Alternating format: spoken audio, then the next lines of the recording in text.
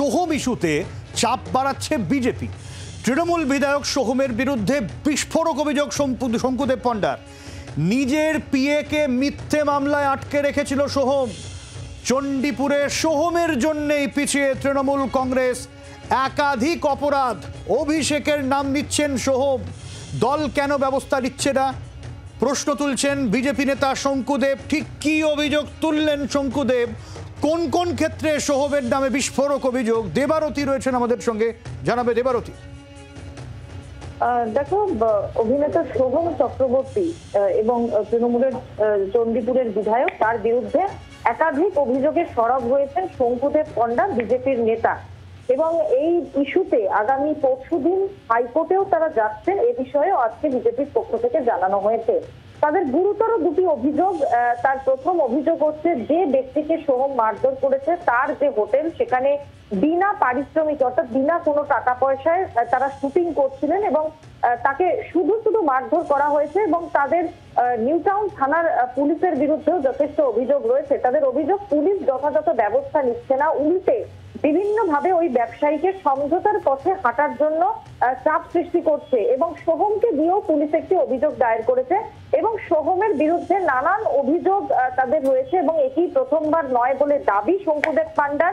এবং তিনি বলেছেন যে চণ্ডীপুরে এই যে গোটা লোকসভা ভোট, যেখানে সেলিব্রিটি ক্যান্ডিডেটরা বিভিন্ন জায়গায় প্রচার করেছেন, সেখানে সোহম চক্রবর্তী তিনি কেন একবারও চণ্ডীপুরে যাননি। তার অভিযোগ যে কিছুদিন আগে মালয়েশিয়ার এক চুল ব্যবসায়ীর ছেলে, তাকে অপহরণ করে দীঘার একটি হোটেলে রাখা হয়েছিল, যেখান থেকে এ রাজ্যের সিআইডি এবং মালয়েশিয়ার পুলিশ তাকে উদ্ধার করে। এবং সেই ঘটনায় সোহমের নামও জড়িয়েছে এবং সেই কারণেই চণ্ডীপুরে তিনি ঢুকতে পারছেন না। এছাড়াও শঙ্কুদেব পণ্ডা দাবি করেছেন যে তাদের কাছে বিজেপির হাতে সোহমের বিরুদ্ধে আরো বেশ কিছু। আমি আসবো দেবারতী তোমার কাছে, একটু শঙ্কুদেব পণ্ডার বক্তব্য শোনাই। আমি দাদা এই যে কাছাকাছি চলে এসেছি। আচ্ছা, তুমি ওখানে আছো তো? হ্যাঁ দাদা। তুমি তোমার ফুল টিমকে নিয়ে ডাকো, ঠিক আছে? ঠিক আছে, রয়েছে সব ফুল টিম ডাকো। আজকে ওখান থেকে আমরা যাবো, ভগবানপুর থানায় যাবো, ঘেরাও করবো, যতক্ষণ আছে দেখুন অ্যারেস্ট হবে। ওকে দাদা, ঠিক আছে? আর যখন অ্যারেস্ট হয়ে বেল পেয়ে বেরোবে, বেল তো পাবে, হ্যাঁ বেল পেয়ে বেরোবে, ওদের জন্য মুখ ওদের ফ্যামিলির লোক না চিনতে পারে। হ্যাঁ দাদা, ওগুলো একটু ফোনে না বলে একটু সামনাসামনি বলছি। হ্যাঁ, সে ফোন হলে আমার বালছি দেবে মনে ফোনে। আমি এক্ষুনি আসছি দাদা, আপনি ওয়েট করুন, আমি আসছি। হ্যাঁ, ঢোকো।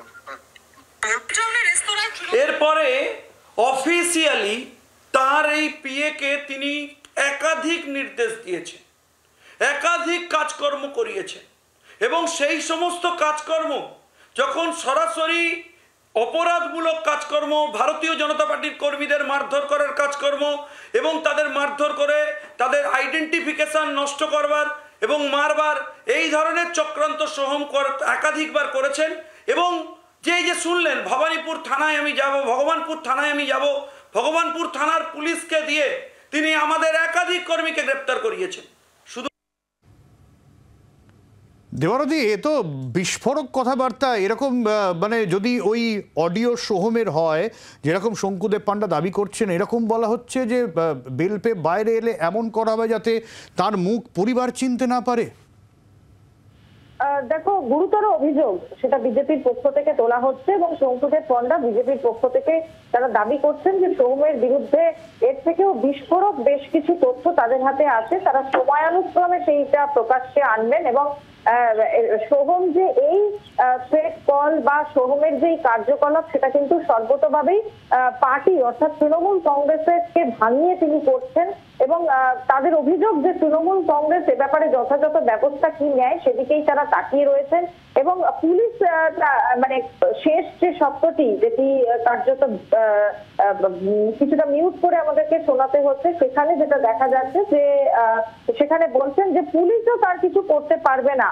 স্বভাবতই এই বিষয়টাকে হাতিয়ার করে বিজেপি তারা কিন্তু কোর্টে মুভ করছে। আগামী পরশুদিন ইতিমধ্যেই তারা সেই ব্যাপারে পদক্ষেপ গ্রহণ করেছেন এবং সোহমের বিরুদ্ধে আরো বেশ কিছু তথ্য তাদের হাতে আছে বলে তারা দাবি করছেন। এবং এই যে সাউন্ড প্রকাশ্যে আনা হয়েছে, যে সাউন্ডের সত্যতা এখনো পর্যন্ত জি24 ঘন্টা যাচাই করেনি, এটি বিজেপির পক্ষ থেকে সম্পূর্ণভাবে দেওয়া হয়েছে এবং শঙ্কুদেব পণ্ডার যে ফেসবুক প্রোফাইল, সেই প্রোফাইলে এটি আপলোড করা হয়েছে। সেখান থেকেই জানা যাচ্ছে স্বভাবতই দেখার বিষয় যে সোহম এ বিষয়ে কি পদক্ষেপ গ্রহণ করে, এটি তার কণ্ঠ নাকি তিনি অস্বীকার করেন এই বিষয়ে, এখন সেটাই দেখার যে আমি আসবো দেবরতী, আরেকটু সঙ্গে থাকো একটু। আমি আবারও শঙ্কুদেব পণ্ডার বক্তব্য শোনাবো, যেখানে আদালতে যাওয়ার কথা বলেছেন। কি বলছেন এই নিয়ে তিনি একবার শোনাবো।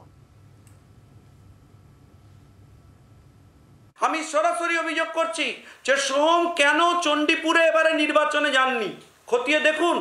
মালয়েশিয়ার এক চুল ব্যবসায়ীর ছেলে অপহৃত হয়েছেন চণ্ডীপুরে, তার সেই অপহরণের জন্য মালয়েশিয়া থেকে পুলিশ এসেছিল। কলকাতা পুলিশ এবং ভবানীপুর পুলিশের ভবানী ভবনের পুলিশের টিম গিয়ে ওই ছেলেকে দীঘা থেকে উদ্ধার করবার পর 16 জন তৃণমূল কংগ্রেস কর্মী তাদেরকে গ্রেপ্তার করেছে এই রাজ্যেরই পুলিশ।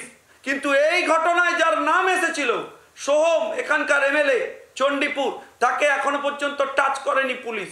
আমরাও এই সমস্ত ডকুমেন্ট নিয়ে কলকাতা হাইকোর্টের দ্বারস্থ হচ্ছি এবং সোহমের বিরুদ্ধে অ্যাকশন রাজ্য পুলিশকে নিতে হবে। আর যদি না নিতে পারে রাজ্য পুলিশ, যদি বাধ্যবাধকতা থাকে, যদি তৃণমূলের উপরতলা থেকে ফোন থাকে, তাহলে আমরা সেন্ট্রাল এজেন্সির এনকোয়ারি চাইব এবং সেটা কলকাতা হাইকোর্টে বসে চাইব।